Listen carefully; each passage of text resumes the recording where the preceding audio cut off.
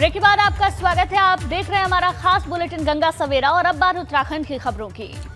आगे बढ़ते हैं। उत्तराखंड की सियासी जंग में अब इमोशनल कार्ड खेला जा रहा है। अपने अपने पक्ष में चुनाव प्रचार के दरमियान प्रत्याशियों की आंखों से आंसू छलक पड़े। दो तस्वीरें हम आपको दिखाने जा रहे हैं। पहली तस्वीर नैनीताल के मल्लीताल की है, जहां एक जनसभा के दौरान भाजपा प्रत्याशी सरिता आर्या भावुक हो उठी और इस दौरान उन्होंने कांग्रेस पर महिलाओं का अपमान करने का आरोप लगा दिया। तो वहीं हरिद्वार में कांग्रेस के दिग्गज नेता और पूर्व सीएम हरीश रावत हरिद्वार ग्रामीण विधानसभा सीट से कांग्रेस प्रत्याशी अनुपमा रावत के पक्ष में प्रचार करने के लिए पहुंचे थे। इस दौरान बेटी के पक्ष में प्रचार करने के दौरान हरीश रावत भावुक हो गए, जिसके बाद उनकी बेटी अनुपमा रावत की आंखों से भी आंसू निकलने लगे। दरअसल हरीश रावत 2017 के विधानसभा चुनाव में मिली हार का जिक्र कर रहे थे, जिसके बाद वो भावुक हो गए। दो तस्वीरें आपके सामने हम रख रहे हैं। सरिता आर्य जो कि हाल ही में कांग्रेस का दामन छोड़ करके भाजपा में शामिल हुई हैं। लगातार भाजपा में जाने के बाद से ही वो महिलाओं के अपमान को लेकर कांग्रेस पर हमलावर है और यहाँ पर भी आंसू बहाते हुए वो कांग्रेस पर महिलाओं के अपमान का आरोप लगाती रही। और दूसरी तरफ आपको तस्वीर दिखा रहे हैं कांग्रेस के दिग्गज नेता पूर्व सीएम हरीश रावत और उनकी बेटी अनुपमा रावत की, जो भी एक साथ में भावुक होते हुए दिखाई दे रहे हैं जनसभा के दौरान। जिंदगी में लोगों की, इंसानों की सेवा की है तो इस बार अनुपमा रावत हरिद्वार से मैदान में और साथ ही बिंदु खत्ता से इस बार ताल ठोक रहे हैं हरीश रावत। अब लगातार जीत की दावेदारी भी हो रही है। अब इमोशनल का देखिए, भावुकता का एक मैसेज दिया जा रहा है। चुनाव में बहुत ज्यादा असर चुनाव में इसका पड़ता रहा है, इतिहास गवाही देता है और ये तस्वीरें भी उसी कार्ड को खेलने की जाहिर होती हैं। एक तरफ अनुपमा रावत हरीश रावत और साथ में सरिता आर्य की तस्वीरें भी आपको हम दिखा रहे हैं। महिलाओं के अपमान को लेकर वो लगातार कांग्रेस पर हमलावर और जहां जहां पर भी जाती हैं, जनसभाएं वो करती हैं, लोगों से मिलती हैं, तो अक्सर वो इमोशनल होती हुई दिखाई देती हैं और इमोशनल होकर के वोट की अपील सरिता आर्य कर रही है। और दूसरी तरफ हरीश रावत बेहद कद्दावर, जीत को लेकर आश्वस्त है। उनका कहना यह है कि उन्हीं के दम, उन्हीं के बलबूते उत्तराखंड में कांग्रेस की सरकार आएगी, वापसी होगी। अपनी बेटी के लिए वोट मांगने के लिए जब पहुंचे हुए थे अपनी बेटी के साथ में, तो भावुक होते हुए दिखाई दिए। सारे हमारे पुराने साथी भी मैंने देखा, तब मैंने अपने को बड़ी मुश्किल से कंट्रोल किया, वो भी रोने लग गए। बहुत सारे हमारे पुराने साथी भी मैंने देखा, तब मैंने अपने को बड़ी मुश्किल से कंट्रोल किया, वो भी रोने लग गए। बहुत सारे हमारे पुराने साथी भी मैंने देखा, तब मैंने अपने को बड़ी मुश्किल से कंट्रोल किया, वो भी रोने लग गए। बहुत सारे हमारे पुराने साथी भी मैंने देखा, तब मैंने अपने को बड़ी मुश्किल से कंट्रोल किया, वो भी रोने लग। और आज उत्तराखंड के दौरे पर पहुंचेंगी प्रियंका गांधी वाड्रा। कांग्रेस महासचिव आज जारी करेंगी घोषणा पत्र। उत्तराखंड स्वाभिमान प्रतिज्ञा पत्र के नाम से घोषणा पत्र कांग्रेस का होगा। प्रत्याशियों के पक्ष में जनसभा भी करेंगी प्रियंका, ऐसी खबर है। कई जगह कार्यक्रमों को वर्चुअली संबोधित करेंगी। बिल्कुल, कांग्रेस महासचिव प्रियंका गांधी वाड्रा आज स्टार प्रचारक के रूप में उत्तराखंड के दौरे पर पहुंचेंगी। इस दौरान वो उत्तराखंड चुनाव के लिए कांग्रेस का घोषणा पत्र उत्तराखंड स्वाभिमान प्रतिज्ञा पत्र जारी करेंगी, जिसमें कांग्रेस सरकार के कामों का ब्यौरा होगा। साथ ही प्रदेश के विकास से जुड़ी कई चुनावी वादे भी होंगे। इसके अलावा आज प्रियंका कांग्रेस प्रत्याशियों के पक्ष में चुनाव प्रचार भी करेंगी। सुबह 11 बजे देहरादून से प्रियंका गांधी वर्चुअल रैली के जरिए प्रचार की शुरुआत करेंगी। इस कार्यक्रम के जरिए वो प्रदेश के सभी 70 विधानसभाओं से जुड़ेंगी और चुनाव प्रचार करेंगी। विधानसभा चुनाव प्रचार के मद्देनजर दिसंबर में राहुल गांधी की रैली के बाद ये पार्टी की दूसरी बड़ी रैली होने जा रही है। हालांकि निर्वाचन आयोग की ओर से चुनावी रैलियों के लिए 1000 लोगों की संख्या निर्धारित की गई है, ये बाउंडेशंस हैं। लेकिन कांग्रेस पार्टी प्रियंका की इस रैली को वर्चुअल रूप से राज्य की सभी 70 विधानसभा क्षेत्रों से जोड़ते हुए पूरे राज्य को कवर करने की कोशिश करेगी।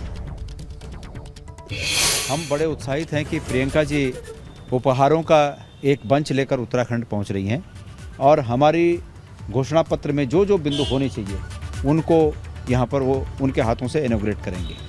यहां महंगाई से त्रस्त लोगों को राहत देने के लिए प्रियंका जी का यहां आना और हमारे घोषणा पत्र में वो ये सब बातें शामिल करना, मैं समझता हूं कि हमारे पूरे प्रदेश की जनता के लिए बड़ा तोहफा है। वहीं चुनाव प्रचार के लिए भाजपा का वर्चुअल प्लान भी तैयार हो चुका है। यूपी उत्तराखंड की 73 सीटों पर प्रधानमंत्री वर्चुअल कैंपेन करेंगे। आज सुबह 11 बजे प्रधानमंत्री पार्टी कार्यकर्ताओं को संबोधित करेंगे। बजट और आत्मनिर्भर भारत विषय पर प्रधानमंत्री का संबोधन होगा। प्रधानमंत्री के कार्यक्रम को लेकर यूपी उत्तराखंड में खास तौर पर तैयारी भी की गई है और जो सभी विधानसभा सीटें उत्तर प्रदेश की 403 और 70 विधानसभा सीटें उत्तराखंड की सभी पर यह कैंपेन किया जाएगा। यूपी उत्तराखंड में होने वाले विधानसभा चुनाव में प्रचार की कमान अब पीएम मोदी ने खुद संभाल ली है। इसके लिए एलईडी वैन के जरिए मेगा प्लान तैयार किया गया है, जिसके तहत पीएम मोदी दोनों प्रदेशों की सभी 473 सीटों पर वर्चुअली जुड़ेंगे, प्रचार करेंगे। इसके लिए पूरी तैयारी बीजेपी ने कर ली है। लखनऊ में बाकायदा वर्चुअल लाइव के लिए स्टूडियो भी बनाए गए हैं, जिसके जरिए पीएम के भाषण का प्रसारण लाइव किया जाएगा। पीएम मोदी ने 5 जिलों की 21 सीटों पर वर्चुअल प्रचार किया था। अब यूपी उत्तराखंड की सभी सीटों पर पीएम मोदी करने जा रहे हैं वर्चुअल प्रचार। अब भाजपा ने इसके लिए मेगा प्लानिंग करी है। अलग अलग हिस्सों में तमाम तैयारियां की जा रही हैं लगातार। वो यूपी की राजधानी लखनऊ हो या फिर उत्तराखंड की राजधानी देहरादून हो, अलग अलग हिस्सों में एलईडी वैन लगाए जाएंगे, जिसके जरिए लोगों को दिखाया जाएगा। जो कार्यकर्ता हैं, जो नेता हैं, वो भी इससे जुड़ेंगे और तैयारी पूरी ये की गई है कि गली मोहल्लों में जाकर के वैन लोगों तक पीएम मोदी का संबोधन पहुंचाएंगे, लोगों को सुनाया जाएगा।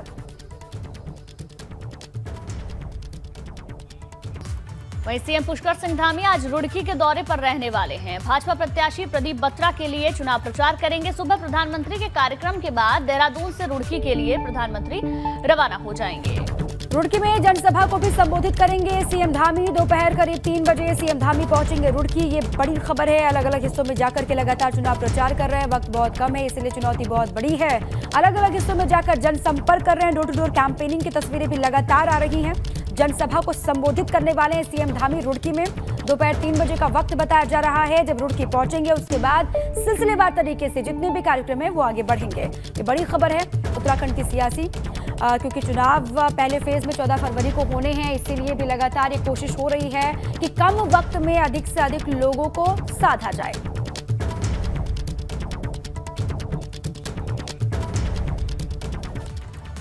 अब देखिए, सीएम धामी लगातार चुनाव प्रचार की जो रफ्तार है उसको धार दे रहे हैं, उसको बढ़ा रहे हैं। कल यानी मंगलवार को सीएम धामी ने बड़कोट और कर्णप्रयाग के ताबड़तोड़ दौरे किए। इस दौरान सीएम धामी ने डोर टू डोर कैंपेनिंग करके लोगों से प्रत्याशियों के पक्ष में वोट की अपील की। सीएम ने बड़कोट के पुरोला में डोर टू डोर कैंपेन किया और प्रत्याशी दुर्गेश्वर लाल के समर्थन में वोट की मांग की। इसके साथ ही सीएम धामी ने कार्यकर्ताओं के साथ बैठक भी की। धामी ने इस दौरान मोरी और पुरोला क्षेत्र के कई दिग्गज कांग्रेस के नेता और पदाधिकारियों को भाजपा में शामिल करवाया। तो वहीं सीएम ने कर्णप्रयाग में भी डोर टू डोर प्रचार किया। थराली विधानसभा की कुलसारी बाजार में पद यात्रा के दौरान सीएम ने भाजपा प्रत्याशी भूपाल राम टमटा के लिए लोगों से वोट की अपील की। लोगों के समर्थन को लेकर सीएम ने कहा कि जनता का ये भरोसा ही हमें दोबारा से जीत दिलाएगा।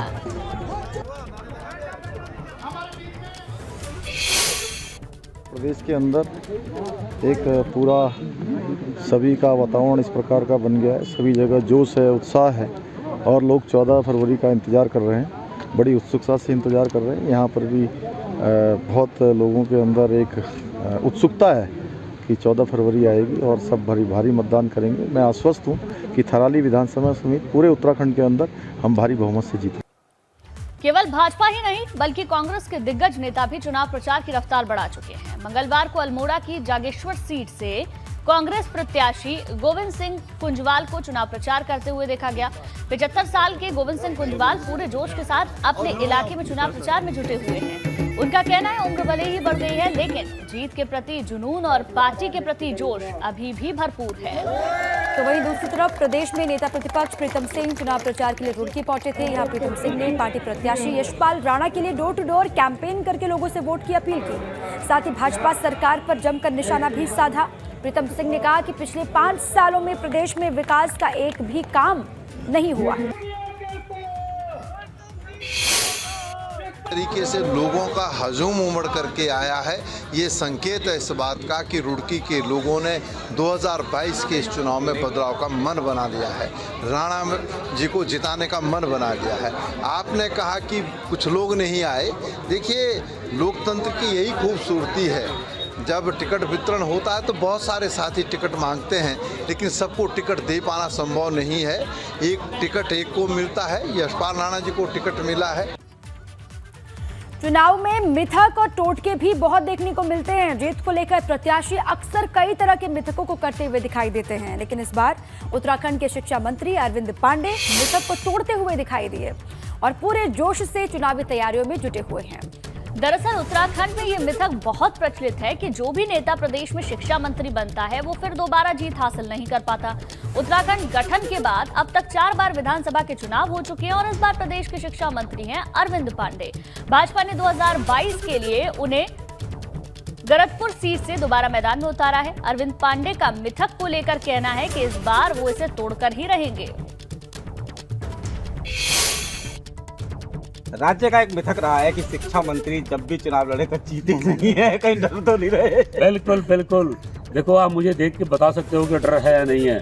देखो, जो लोग चुनाव जीतने के लिए काम करते हैं ना, वह कभी इतिहास नहीं बनाते। हम जब चुनाव जीते ना, जब मुझको शिक्षा मंत्री का दायित्व मिला, तो मैंने उस समय तय किया कि शिक्षा की गुणवत्ता पे काम करना है। और छोटे भाई, आप जानते हो कि जहाँ शिक्षा की गुणवत्ता के लिए प्रदेश 65 प्रदेशों में गिना जाता था, आज नीति आयोग की सर्वे में उत्तराखंड 4थे स्थान पे है।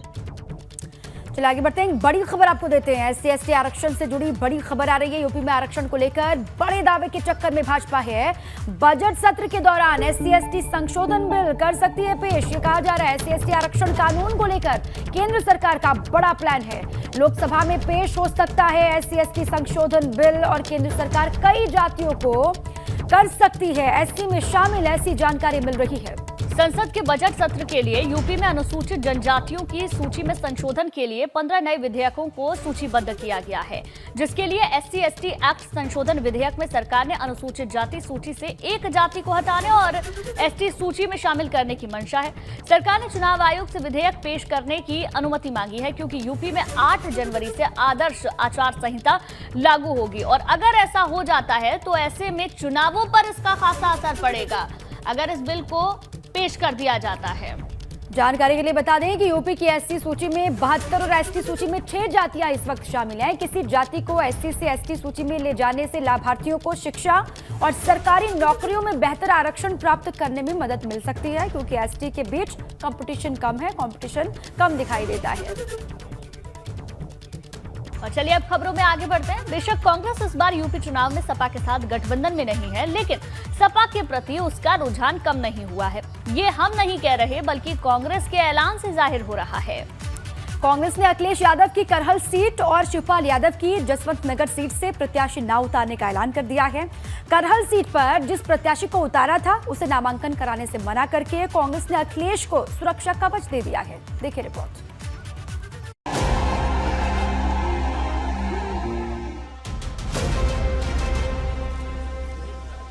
अखिलेश को कांग्रेस का वॉक ओवर, करहल में किसका होगा गेम ओवर। अखिलेश के साथ कांग्रेस का हाथ, 22 में बनेगी बात। जिस करहल में भाजपा अखिलेश यादव को घेरने में लगी है, उस करहल की जंग से कांग्रेस ने अपने हाथ पीछे खींच लिए हैं और अखिलेश को वॉक ओवर दे दिया है, क्योंकि पहले कांग्रेस ने करहल से ज्ञानवती यादव को मैदान में उतारा था, लेकिन नामांकन के आखिरी दिन कांग्रेस की तरफ से किसी ने पर्चा नहीं भरा।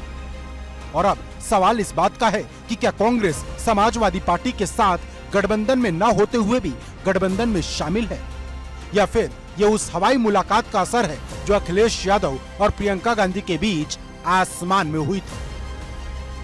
क्योंकि प्रियंका और अखिलेश की इस मुलाकात को लेकर खूब सियासी चर्चा हुई, गठबंधन के कयास भी लगाए गए, लेकिन बात आई गई हो गई। किसी ने गठबंधन को लेकर कुछ नहीं बोला, लेकिन अब जिस तरह से कांग्रेस ने अखिलेश को बिना कुछ कहे अपना समर्थन दे दिया, उससे सवाल जरूर खड़ा हो गया है कि क्या अखिलेश और प्रियंका के बीच पहले से कोई डील हुई है।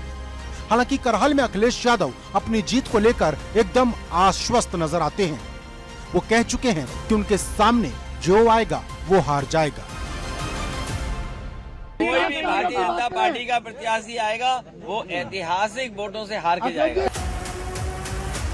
लेकिन करहल से भाजपा ने केंद्रीय मंत्री एसपी सिंह बघेल को मैदान में उतारकर लड़ाई को दिलचस्प बना दिया है।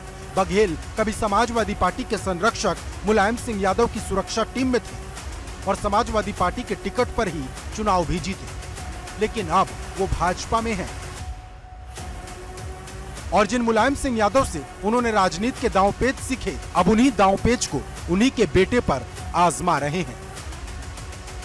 कोई चुनौती नहीं है, चुनाव लड़ा जाएगा, चुनाव जीता जाएगा और अगल बगल में बहुत से लोग अब जीतेंगे। किले में दरारें हमेशा पैदा हुई हैं और फिर किले भरभरा के गिरे हैं। लेकिन सवाल बड़ा है कि क्या कांग्रेस के समर्थन से अखिलेश की राह आसान होगी, क्योंकि करहल में 3,71,000 से ज्यादा वोटर हैं, जिनमें से 1,44,000 से ज्यादा अकेले यादव हैं और कांग्रेस ने ज्ञानवती यादव को ही टिकट दिया था। ऐसे में अगर कांग्रेस इस सीट पर चुनाव लड़ती तो कहीं न कहीं यादव वोट आपस में बढ़ता, जिससे भाजपा मजबूत होती। और शायद यही वजह है कि जानकार इसे कांग्रेस का वॉकओवर मान रहे हैं। लेकिन सवाल इस बात का है कि क्या कांग्रेस सिर्फ करहल में वॉकओवर देगी या बाकी की कुछ और सीटों पर भी ऐसा देखने को मिलेगा। और उससे भी बड़ा सवाल ये कि 10 मार्च को जब नतीजे आएंगे तो क्या कांग्रेस खुलकर सपा का समर्थन करेगी। Bureau report, ABP Ganga.